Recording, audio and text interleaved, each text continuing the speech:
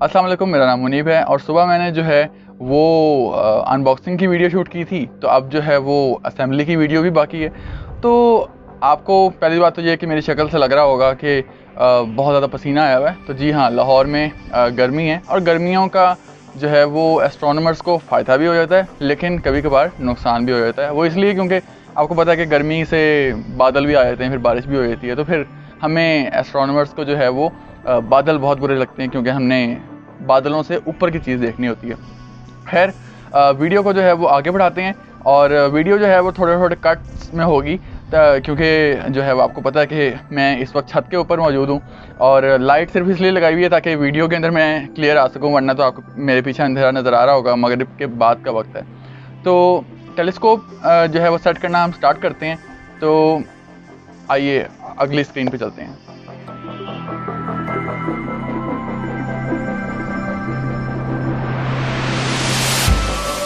Okay, तो यहाँ आप देख रहे होंगे कि टेलीस्कोप की कोई इतनी ज़्यादा चीज़ें नहीं हैं, बिल्कुल थोड़ी सी चीज़ें हैं।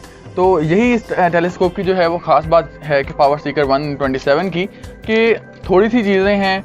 बिगनर्स के लिए जो है वो आसान है इसको असेंबल करना, इसको जोड़ना, और ये इसके व्यूज़ जो हैं वो प्रोफेशनल व्यूज़ होते हैं, यानी बहुत कमाल के व्यूज़ होते हैं। आप इससे जो है वो जुपिटर देख सकते हैं, यानी सियारा जो है वो मुश्तरी देख सकते हैं, ज़ोहल देख सकते हैं और चांद की तो पहाड़ियाँ तक देख सकते हैं। तो आइए टेलीस्कोप को जो है वो सेट करना स्टार्ट करते हैं। ये हमारे पास जो है वो माउंट है, ट्राइपॉड स्टैंड है, और ट्राइपॉड स्टैंड जो है वो इसको और बड़ा भी कर सकते हैं, लेकिन अभी फ़िलहाल के लिए मेरी हाइट के हिसाब से जो है वो इतना ही काफ़ी है। इसके बाद जो है वो हम नीचे एक आईपीस होल्डर प्लेट जो मैंने आपको दिखाई थी पिछली वीडियो के अंदर, वो लगाते हैं ताकि जो है वो ये माउंट स्टेबल रहे। ओके, तो अगली चीज़ जो हमारे पास है, जो इस टेलीस्कोप की आप यूँ कह लें कि टेलीस्कोप की जान है, वो है इक्वेटोरियल माउंट। इक्वेटोरियल माउंट जो है वो इस टेलीस्कोप की खासियत है, क्योंकि दो तरह के माउंट होते हैं, एल्टीट्यूड एज़िमुथ माउंट होता है और इक्वेटोरियल माउंट होता है। जिस तरह से मैंने पिछली वीडियो में बताया था, इस वीडियो में बताता हूँ कि ये माउंट जो है वो इसलिए ख़ास है क्योंकि ये जो है वो नॉर्थ स्टार जो है वो पोलारिस उसके साथ अलाइन हो जाता है, और फिर किसी भी जो है वो ऑब्जेक्ट को ट्रैक करने के लिए हमें सिर्फ उसके 2 पॉइंट्स चाहिए होते हैं, यानी राइट असेंशन और डिक्लिनेशन। तो इस तरीके से हम जो है वो किसी भी ऑब्जेक्ट को आसमान के अंदर बड़ी आसानी से इस माउंट के ज़रिए फाइंड कर सकते हैं। तो आइए अगले स्क्रीन पे चलते हैं। अच्छा, तो अब हम जो है वो इस माउंट के साथ, क्योंकि आपको पता है कि एक साइड पे जो है वो टेलीस्कोप लगता है, दूसरी साइड पे इसका वेट लगता है, तो यहाँ इस साइड पे हमारा वेट लगेगा, और ये वेट के लिए वेट को पकड़ने के लिए जो है वो ये रॉड है मौजूद।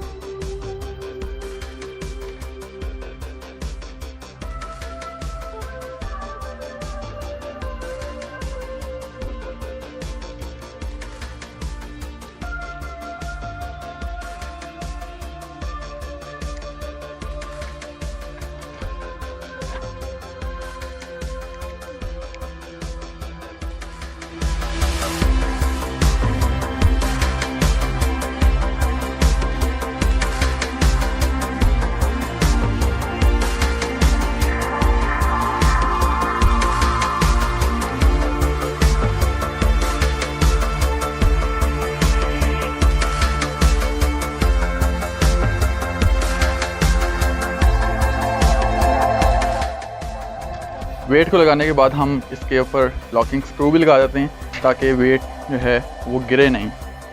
इसके बाद जो है वो हम टेलीस्कोप को पकड़ने के लिए जो है वो ये रिंग सेट करेंगे। तो इसके स्क्रूज खोल लेते हैं।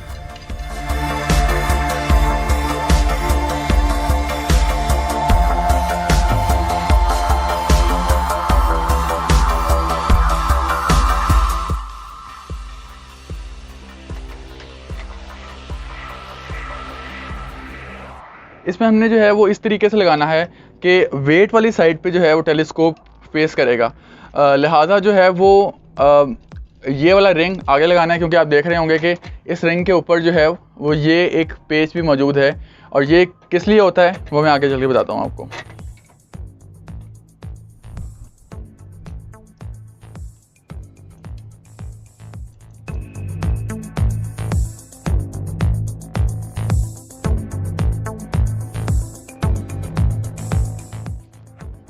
अच्छा, तो स्टैंड को जो है वो मैंने थोड़ा सा फुल खोला है ताकि जो है ना वो मैं खड़ा हो सकूं और मेरी हाइट तक ये टेलीस्कोप की हाइट पहुंच सके। सो टेलीस्कोप को हम रखते हैं साथ ही और इसको हम बैलेंस करके रखते हैं ताकि ये गिरे नहीं। ऐसी चीज़ है कि इसको बड़ा ध्यान से रखना पड़ता है, ज़रा सी भी इधर उधर हो गई तो काम ख़राब हो जाता है। अब हम स्क्रूज़ इसके टाइट करते हैं ताकि जो है वो माउंट के साथ टेलीस्कोप फुली अटैच हो जाए। अच्छा, तो माउंट को अब चेक करने के लिए कि माउंट सही हुआ है कि नहीं हुआ, हमें जो है वो टेलीस्कोप को बैलेंस करना पड़ेगा इस वेट के साथ, क्योंकि मेरा जहाँ तक ख़याल है वो ये है कि वेट बहुत भारी हो चुका है। और हम इसको इस तरह से चेक करेंगे कि इसके जो है वो दोनों लॉक खोल देंगे। एक ये लॉक है और दूसरा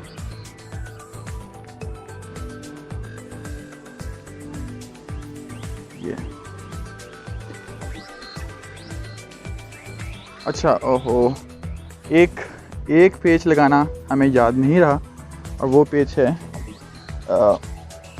अगर मैं पकड़ सकूं इसको तो ये वाला पेच। ये क्या करता है कि टेलीस्कोप को जो है ये वाला जो पेच है, अभी देखेंगे जब मैं इसको टाइट कर रहा हूँगा तो टाइट करते करते टेलीस्कोप उठना शुरू हो जाएगी। देखें, ये उठना शुरू हो गई। इसका मतलब ये है कि ये पेज जो है वो एक लैटिट्यूड, बल्कि लैटिट्यूड जो है वो हमारी डिफ़ाइन कर रहा होता है। जैसे हम लाहौर में हैं तो लाहौर की लैटिट्यूड जो है वो तकरीबन 31 डिग्री है, लिहाजा इसके ऊपर नंबरिंग हुई हुई है 0। तो अगर 0 डिग्री पे होते तो हमें पता होता, 0 डिग्री यानी इक्वेटर पे होते तो हमें पता है कि जो है वो पोलारिस यानी नॉर्थ स्टार जो है इक्वेटर पे बिल्कुल होराइज़न के पास होता है। तो यहाँ 0 डिग्री बिल्कुल टेलीस्कोप जो है वो होराइज़न के पास पॉइंट करेगा पोलर अलाइन करने के लिए। ये अलाइनमेंट मैं कर रहा हूँ।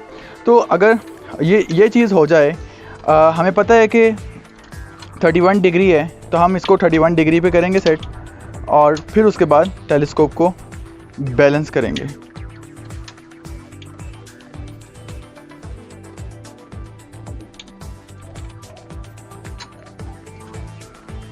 ओके, इतना हो गया है। तो अब हम टेलीस्कोप को बैलेंस करते हैं। टेलीस्कोप पहले मैं चेक कर लूँ कि सही से बंद हो गई है। ठीक है, टेलीस्कोप सही से बंद हो गई है। अब हम देखते हैं कि अगर इसके लॉक्स खोल देते हैं हम तो क्या टेलीस्कोप जो है वो वज़नी होती है या वज़न की तरफ गिरती है। अगर हम टेलीस्कोप को करीब कर देंगे तो टेलीस्कोप वज़न को करीब कर देंगे तो टेलीस्कोप जो है वह वज़न से नीचे गिरना शुरू हो जाएगी। तो यहाँ मैं थोड़ी सी एक्सप्लेनेशन करना चाहूँगा। टेलीस्कोप से टॉपिक से हट के है लेकिन टेलीस्कोप्स के लिए बहुत मुफीद है। अगर आपने मैट्रिक में और एफएससी के अंदर फिज़िक्स पढ़ी हो तो वहाँ एक कॉन्सेप्ट होता है टॉर्क का, जो कि मुझे कभी भी समझ नहीं आया मैट्रिक एफएससी के अंदर, लेकिन अब जाके मुझे समझ आ रहा है कि टॉर्क का असल मतलब क्या होता है।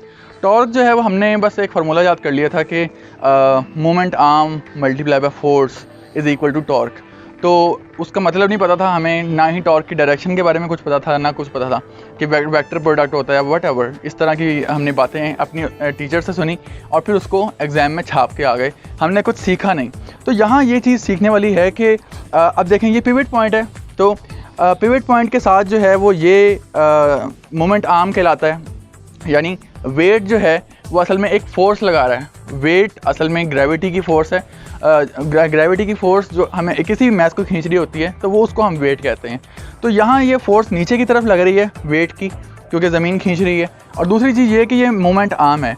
अब जितना ज़्यादा मोमेंट आर्म होगा किसी भी चीज़ का, उतनी ही ज़्यादा जो है वो उस चीज़ का टॉर्क होगा। फॉर एग्ज़ाम्पल, अगर इसका वेट जो है वो 1 kg है और यहाँ जो है वो हम 5 यूनिट्स कंसिडर कर लेते हैं, तो इन दोनों का टॉर्क कितना होगा हम मल्टीप्लाई करके अगर हम फार्मूले से देखें तो फार्मूले के मुताबिक जो है वो 1 multiply by 5 is equal to 5 units जो है वो टॉर्क होगा हमारे पास। तो अब हमें इसको बैलेंस करने के लिए, इस पूरी सिस्टम को बैलेंस करने के लिए हमें इस साइड पे भी जो है वो इतना ही जो है ना वो टॉर्क चाहिए। बेशक वो 5 हो या तकरीबन 6 अगर हो तो 2 मल्टीप्लाई बाय 3 भी हो सकता है, 6 मल्टीप्लाई बाय 1 भी हो सकता है और कुछ भी हो सकता है। मतलब इस तरीके से जो है ना वो हमें बैलेंस करना होता है। तो अब देखें, जब मैं अगर इसका मोमेंट आर्म बिल्कुल कम कर देता हूँ तो इस तरफ टॉर्क ज़्यादा हो गया, इस तरफ कम हो गया, इसलिए जो है वो ये टेलीस्कोप जो है वो नीचे की तरफ मूव करना शुरू हो गई। हालांकि वेट बहुत भारी है, लेकिन जैसे ही मैं इसका मोमेंट आर्म बढ़ाता हूँ तो मोमेंट आर्म बढ़ाने से हम देखते हैं कि टेलीस्कोप और वेट जो है वो आपस में बैलेंस हो गया। इसकी मिसाल आप जो है वो सीसा की तरह ले सकते हैं, जो कि आपने मुझे उम्मीद है कि बचपन में बहुत ज़्यादा खेला होगा। कि अगर तो आप बैठे हैं तो आपको जो है वो सीसों के बिल्कुल जो सेंटर है उसके करीब बैठना पड़ता था, ताकि आपकी थोड़ी सी फोर्स, सीसो जो है वो आपको सेंटर से थोड़ा दूर बैठना पड़ता था, ताकि जो है ना वो आपकी जो थोड़ी सी फोर्स है यानी थोड़ा सा वेट है वो ज़्यादा सारी लेंथ के साथ मिलके आपका एक बड़ा टॉर्क बना दे। और आपके जो फादर हैं उनको बिल्कुल पिवट पॉइंट के करीब बैठना पड़ता था आपकी निस्बत, ताकि जो है वो उनका टॉर्क भी आपके टॉर्क के बराबर हो और दोनों सीसॉ जो हैं वो बैलेंस हो जाएं। तो इस तरीके से अब देखें टेलीस्कोप बिल्कुल बैलेंस हो गया है और ये टेलीस्कोप नहीं हिलेगा, बल्कि थोड़ा सा इम्बैलेंस है। ठीक है, तो टेलीस्कोप ये बैलेंस हो गया हमारा।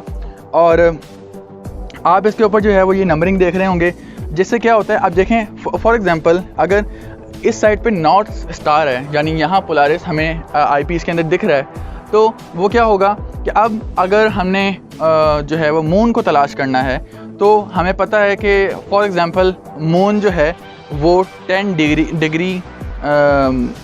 डिग्री पर है। तो हम किस तरीके से तलाश करेंगे अपने आसमान के अंदर, मून की राइट असेंशन जो है वो अपने मोबाइल से देखेंगे और फिर उसको जो है वो मून को टेलीस्कोप को मूव करेंगे उतनी ही कोऑर्डिनेट्स पे और हमें आईपीस के अंदर मून मिल जाएगा।